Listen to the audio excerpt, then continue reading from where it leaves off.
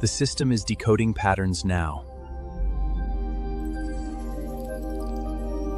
The intelligence need. Needs are what we need from other people. I need to be intelligent. I need to be seen as intelligent, and I need to receive that from other people.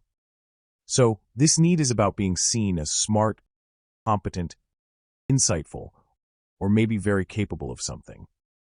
People driven by this are chasing the feeling of being the one with the answers. Visual cues. Look for simple, very carefully chosen clean lines, neutral colors, and not a lot of distractions. Just remember that there are generalities that you are speaking in. Sometimes you will see quirky or maybe intellectual signaling like unusual colored glasses without a prescription. Some obscure logos. Also look for tech gear. Maybe special pens or notepads, or books that are on hand. This could be an indicator of proving how many books that people read. So, you're going to look for overall signals of cognitive status. Body language and behavior indicators. Look for chin tucks, furrowed brows when they are listening. There is the classic thinking pose. Look for very precise language, maybe correcting themselves mid-sentence. Subtle distancing behavior, like standing just out of emotional reach.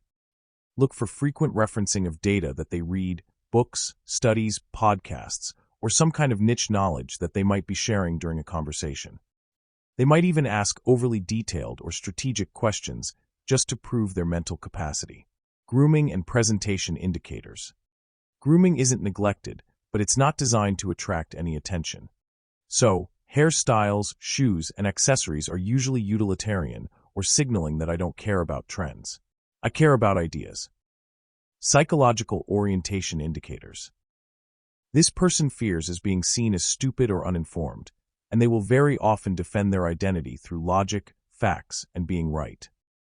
You might notice these people subtly dismissing other people's comments, especially when they feel intellectually threatened. They will pretty often live slightly above the room, hovering in analysis, even in emotional conversations.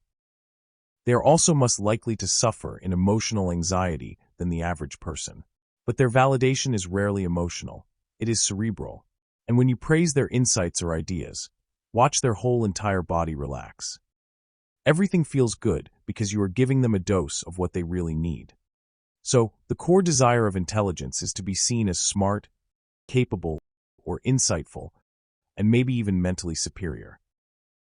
Phrases that you want to listen for are, well, technically, or actually I would rather study about that, or the way I see it is logically blank.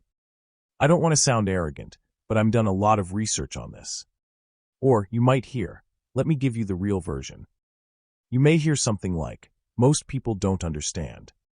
Also someone saying, it's frustrating being around idiots all the time. So, when you are listening for the tone of the intelligence need, listen for precision, focused, or corrective language that is often anchored in data, and they might interrupt to clarify or even fact-check in a conversation.